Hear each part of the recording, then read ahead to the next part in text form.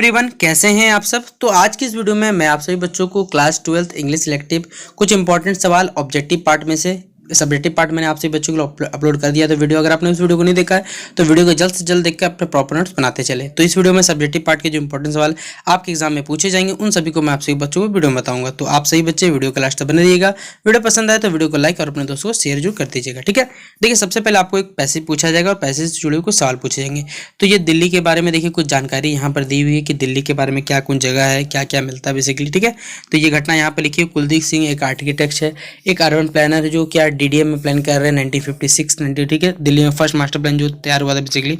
फिर हमारे पास ये कुछ जानकारी दी हुई है और यहाँ से देखिए कुछ सवाल पूछे गए कि व्हाट टाइप ऑफ सिटी है दिल्ली। दिल्ली बेसिकली किस तरह बढ़ रहा है, तो दिल्ली है सिटी के लगातार बढ़ रहा है जहाँ पर बहुत से बच्चों को कह सकते हैं प्ले फील्ड का कमी है, ओपन स्पेस का यहाँ पर बहुत ज़्यादा कमी होता है। फिर अगला है हमारे पास कि what is expressed by Kurian Joseph और देखिए कुरियन जोसेफ के द्वारा है क्या एक्सप्रेस किया दिल्ली के बारे में। तो Kurian Joseph expressed his anguish at the shrinking playing. देखिए जो खेलने की जगह बेसिकली वो सिकुड़ती जा रही है दिल्ली में, कह सकते हैं जो बच्चों का रहने का स्थान है या जो आज़ादी के लिए जगह चाहिए वो यहाँ पर दिल्ली बेसिकली सिकुड़ते जा रहा है, श्रिंकिंग करते जा रहा है। यही बात यहाँ पर बताया गया है। फिर हमारे पास है कि what does Kuldeep Singh see as an देखिए Kuldeep Singh urban playing group में क्या कहना चाहते हैं कि फर्स्ट प्रायोरिटी हमें उनके हिसाब से क्या है कि कुछ ऐसे क्षेत्र रख देने चाहिए जो बच्चों के लिए नेबरहुड में अपने, ठीक है, कि उनके लिए क्या स्पेस रह सके बच्चों के लिए। फिर हमारे पास क्या है व्हाट आर टॉल लॉट्स। तो टॉल लॉट्स मतलब होता है ह्यूज बड़े, मतलब कैसे बड़े लेवल खाली जगह जो सिर्फ बच्चों के लिए रिजर्व किए जाते हैं अपने आसपास के क्षेत्रों में। तो ये हो गया हमारे पास टॉल लॉट्स। ठीक है, फिर अगला हमारे वर्ड में निकाल कर करेक्ट का, तो इस पैसेज से हो जाएगा राइट हो जाएगा और एंटोनिम निकालना है हमें किसका, तो सेपरेट का, सेपरेट हो जाए मिंगल यहाँ पर। ठीक है, तो इंग्लिश तो होता है कोई साथ में, तो ऑप्शन नंबर क्या 5 का क्या हो जाएगा, राइट और मिंगल इसका राइट आंसर। फिर हमारे पास देखिए क्या है, एक यहाँ पर पोएम दिया हुआ है और क्वेश्चन पोएम में देखिए क्वेश्चन में 6 से 8 दो सवाल आपको बेसिकली यहाँ पर बनाना है। इतना बड़ा पोएम दिया हुआ, फिर पूछा गया है कि what does the poem not want. Poem क्या, पोएट जो है क्या नहीं चाहता था, तो पोएट नहीं चाहता होना चाहिए रिच होना चाहता और नहीं कुछ से कुछ करना चाहता। ठीक है, ये हो गया हमारे पास 6 का आंसर। फिर अगला है what does the poet mean in the first line. First line में जो हमारे पोएट साहब है वो क्या बताना चाहते हैं, तो in the first line of the poem जो पोएट है वो क्या अट्रैक्ट करना चाहता है, ठीक है, लिटिल छोटी सी यहाँ पर कह सकते हैं आकर्षण करना चाहता है जो रिचेस्ट लोग हैं उनको। फिर अगला है हमारे पास what does the poet want to her soul with, कि उनकी जो आत्मा है वो किस प्रकार होनी चाहती है ये बताने गया। तो the poets her soul to be free without all worldly thing it is a chainless soul. ठीक है, ऑप्शन बोलो बच्चों 8 का आंसर ये वाला हो गया हमारे पास। देखिए अब हमारे पास क्या है, कुछ ऐसे पूछे जाएंगे, कुछ नोटिस है। तो पहला ऐसे अगर आपको पूछा जाए नेशनल इंटीग्रेशन राष्ट्रीय एकीकरण भारत के युवाओं के द्वारा, इस एक ऐसे लिखा हुआ आपके, तो ये इंग्लिश में मैंने आपसे बच्चों को यहाँ पर अपलोड कर दिया, आप लोग इसे देख सकते हैं। और ये बात मैंने हिंदी में भी लिख दिया ताकि आपसे बच्चों को समझने में कोई भी असुविधा यहाँ पर नहीं हो। कि राष्ट्रीय एकता और युवा पर देखिए निम्न लिखिए, अगर हिंदी के लिए आपको बेनिफिट हो जाएगा, हिंदी भी याद हो जाएगा आपको। कि भारत देखिए क्या है, विशाल देश है। जब हम विभिन्न धर्मों को पालन करते हैं और विभिन्न भाषाएं बोलते हैं तो लोग अक्सर धर्म क्षेत्र ये आपस में लड़ते रहते हैं। आज़ादी से पहले का सांप्रदायिकता का जो ड्रैगन है वो हमेशा देखिए आज भी जिंदा है, ये नहीं कि नहीं जिंदा है। अनहित स्वार्थ लोग क्या करते हैं, दंगे भड़काते हैं और मामूली झड़प के कारण देखिए बड़े बड़े दंगे क्रिएट हो जाते हैं, जिसके लिए सीधा बात है राजनीतिक नेता भी कुछ भाग जिम्मेदार होते हैं। चुनाव के दौरान तो सबसे ज्यादा ये दंगा उंगा देखा जाता है। ठीक, यहाँ पर नतीजा होता है कि अभी तक एक राष्ट्र के रूप में पूरी तरह से हम लोग एकीकृत नहीं हो सके। राष्ट्रीय एकता के कारण देखिए राष्ट्रीय कानून को बढ़ावा देने के लिए हमारे पास देखिए राष्ट्रीय एकता परिषद है। विभिन्न राजनीतिक प्रतिनिधि एक साथ मिलते हैं और सब सम्मति से क्या कर निर्णय लेते हैं। लेकिन हम अब भी लंबे समय से क्या है, पोषित लक्ष्य से क्या बहुत ज़्यादा दूर है। जब तक देखिए देश के युवा नहीं आएंगे तब तक हम इन गुटों से छुटकारा नहीं पा सकते। उनमें से अधिकतर सांप्रदायिक उन्माद और क्षेत्रीय भावनाओं से ऊपर होते हैं। उनके लिए कोई निहित स्वार्थ नहीं होता। वे सच्चे राष्ट्रवादी हैं। वे राष्ट्रीय एकता को बढ़ावा देने के लिए बहुत कुछ कर सकते हैं। उन्हें इन बुराइयों के खिलाफ अभियान शुरू करना चाहिए। वे लक्ष्य को भी तभी प्राप्त कर सकते हैं जब वो ऐसा करने के लिए दृढ़ हो। और यही बात हिंदी में लिखा हुआ है और यहाँ पर आपसे बच्चों के लिए इंग्लिश में लिखा हुआ है, तो आप लोग इंग्लिश में से नोट डाउन कर लीजिएगा अपने लिए, जहाँ पर मैंने आपको समझा दिया। ठीक है, फिर अगला सवाल हमारे पास the impact of television advertising और देखिए जो टेलीविजन पर हम लोग एडवर्टाइजमेंट देखते हैं उसका बच्चों पे देखिए क्या प्रभाव पड़ता है ये हमें बताना है। या फिर आप कह सकते हैं right the impact of television और चिल्ड्रन। ये सवाल आपके एग्जाम में बन सकता है कि देखिए टेलीविजन के बच्चों के मस्तिष्क पे कह सकते हैं या फिर ब्रेन उनके जीवन कह सकते हैं जीवन कौशल में क्या प्रभाव पड़ता है ये आपको बताना है। तो यहाँ पर इंग्लिश में लिखा हुआ है, तो जो बच्चे इंग्लिश में लिखना चाहे उसे इंग्लिश में नोट डाउन कर लीजिएगा।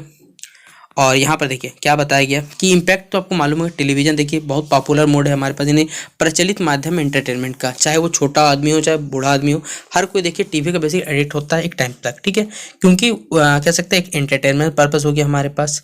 कुछ इमोशनल सीन्स भी होते हैं जिससे लोगों का अटैचमेंट जो होता है बहुत ज़्यादा बढ़ जाता है। लेकिन आजकल हम देखिए 75% ऑफ द चिल्ड्रन जो टेलीविज़न है बहुत जल्दी देखना स्टार्ट कर देते हैं और सीधा बात है एसेंशियली उनको बहुत ज़्यादा इंटरेस्ट होता है एडवर्टाइजमेंट पे।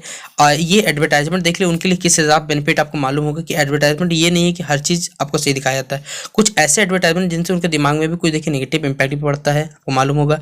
तो ये एडवर्टाइजमेंट से देखिए बच्चों के मस्तिष्क में तरह तरह के भावना दोनों पॉजिटिव भी क्रिएट होता है, नेगेटिव भी क्रिएट। जरूरी नहीं कि हमेशा आप एक ही राय देखिए, जीवन में दोनों राय को देखकर चलना चाहिए कि आप किस हिसाब से अपना निष्कर्ष निकालना चाहते हैं। ठीक है, तो यहाँ पर ये इसे मैंने आपसे बच्चों लिख दिया, तो आप लोग इसे नोट डाउन कर लीजिएगा।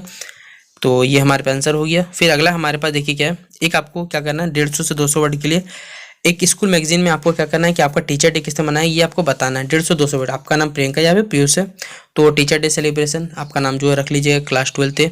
टीचर डे सेलिब्रेट किया गया 5 सितंबर। ठीक है, सारे के सारे टीचर ऑनर गेस्ट को देखिए बुलाया गया था। स्टूडेंट ने बहुत अच्छा क्या कि प्रोग्राम को सेटअप किया, बच्चों ने क्या मिलकर डेकोरेट किया बैनर और पोस्टर से। ये जो स्कूल का बेसिकली टीचर डे था वो स्पेशल बनता क्यों, मिस्टर RC माथुर जो हमारे क्या फिजिक्स टीचर, उनको नेशनल अवार्ड मिला था बेस्ट टीचर के लिए, उनको स्टेज पर बुलाया गया और एक कह सकते सम्मान में बुके दिया गया, शॉल दिया गया और जो भी देखिए सीधा बात उनको रेस्पेक्ट, बाकी टीचर्स को भी यहाँ पर रेस्पेक्ट दिया गया। तो अब जैसे असेंबली खत्म हुआ तो मोस्ट इम्पोर्टेंट पार्ट था कि स्टूडेंट ऑफ क्लास 10 देखिए उनका इस साल खत्म होने आता है और टॉट उन्होंने बच्चों को बताया कि उनके लिए पार्टी अरेंज किया गया टीचर्स के लिए ड्यूरिंग द ब्रेक। और टीचर्स ने देखिए सभी बच्चों के साथ देखिए अपना स्नेह बांटा और इस चीज़ को यहाँ पर व्यक्त किया गया। ये हमारा हो गया पूरा पूरी कंप्लीट रिपोर्ट, जो 150 से लेकर 200 वर्ड के बीच में आपको लिखना रहता है। सेक्शन से देखिए हमारे पास क्या बुक पार्ट है, कुछ बुक पार्ट से भी कुछ सवाल आपके एग्जाम में बने जाते हैं। तो यहाँ पर पहला है कि what made Tao Ying decide whether a buy ticket. देखिए ताओ उनको किसने कैसे डिसाइड किया कि वो टिकट खरीदे या फिर वो बस से यहाँ पे अकेले चल जाए। तो ताओ यिंग फाइनेंशियल देखिए फाइनेंशियली मतलब वित्तीय रूप से क्या था, बहुत ज़्यादा मजबूत नहीं था, तो पैसे बचाने की हर वक्त कोशिश करते रहता था। सो वो टिकट लेने पर सोच रहा था कि वो बस से अकेले जाए या तो वो सीधा बात है she used to buy ticket only if the bus conductor seem to be. अगर वो एक बस क्यों वो टिकट में बस में क्यों जाना चाहता था, क्योंकि देखिए पहला बात कारण उसके पास ये था कि वो फाइनेंशियली वो स्ट्रांग नहीं था, उसके पास उतना पैसा नहीं था कि वो अफोर्ड कर सके। तो ये उसके लिए सबसे बड़ा दिक्कत वाला बात था और यही कारण देखिए वो सोच के चाहता था कि वो ट्रेन से जाए टिकट खरीदे या फिर वो चल के बेसिकली जाए। तो यही कारण था, उसको बताया गया। फिर हमारे पास वो was the women that mister Malguin suddenly encountered. देखिए मिस्टर डॉक्टर मालगुइन थे, उन्होंने शादी में किस वोमेन को बेसिकली फेस किया हमें बताना है। ये इंग्लिश में आंसर लिखा हुआ है। ठीक है, और जो बच्चे हिंदी में लिखना चाहे वो हिंदी में लिख सकते समझने के लिए कि वो महिला कौन थी जिसने डॉक्टर मालगुइन अचानक शादी के दौरान इनके सामना हुआ। तो यहाँ पर हिंदी में लिखने के समझने के लिए आप लिख सकते हैं कि एक उन्मत्त भंवर में एक आदमी के साथ नृत्य करने के बाद जब डॉक्टर मालगुइन ने खुद को ढीला छोड़ दिया और एक अलग से साइड में खड़े तब उन्होंने स्त्री को देखा जिसका मतलब पहचान में लगाया जा रहा था। उसे लगा कि वो उसे जानता है लेकिन उसने इशारा किया, लेकिन वो बिल्कुल असमंजस मतलब डाउट में था कि क्या वो है या नहीं है। वो उसे जान चुका था, वो शंकरा चेहरा, वो काली या देखिए वो समझ चुका था, वो भी निराश था। एक दूसरे के बारे में पूछा कि पता चला कि वो महिला का क्या नाम था, राइजल नाम था, जो डॉक्टर महिला का किशोर बच्चा उनका बेसिकली प्यार था। उसने बताया कि उसने किसी अन्य व्यक्ति से विवाह कर लिया और बाद में देखिए उसे गोली मार दी गई थी। डॉक्टर मालगुइन अपनी प्रियति जो अपनी मृत प्रेयसी को जीवित होते हुए देख पूरी तरह से भ्रमित हो उठा और उन्होंने सोचा कि वे चीज़ को देख रहे थे। ये इसका आंसर हो गया हमारे पास। फिर अगला सवाल है हमारे पास, how does Milton describe. Milton देखिए किस प्रकार शेक्सपियर के जो सोर्स ऑफ इंस्क्रिप्शन है उसको किस तरह व्यक्त किया है हमारे आने वाले जनरेशन के लिए बेसिकली बताना है। ये लिखा हुआ मिल्टन शेक्सपियर के कवियों को सभी आने वाली पीढ़ियों के लिए प्रेरणा के स्रोत में कैसे करके वर्णित करते ये बताना है आपको। ये वहाँ पर इंग्लिश में लिखा हुआ है कि शेक्सपियर देखिए एक महान साहित्यिक योद्धा, उनका नाम और प्रसिद्धि अतुलनीय है। उन्होंने अपनी साहित्यिक कृतियों में मानवीय भावनाओं के लगभग सभी पहलुओं को प्रस्तुत किया। काव्यों की आने वाली पीढ़ियां हमेशा उनके साहित्यिक उत्पादन से महान सबक ले सीखेगी। उन्होंने जो लिखा है वह समय और स्थान के संबंधों से मुक्त सार्वभौमिक प्रकृति का है। उनकी डेल्फिक पंक्तियों की व्याख्या अलग अलग तरीकों से की जाती है। इस प्रकार वे कवियों के आने वाली पीढ़ियों के लिए क्या होते हैं, प्रेरणा के स्रोत बने हुए हैं। ठीक है, तो ये हमारे पास इंग्लिश में आंसर, ये यहाँ पर हिंदी में समझने के लिए आप लिख सकते हैं।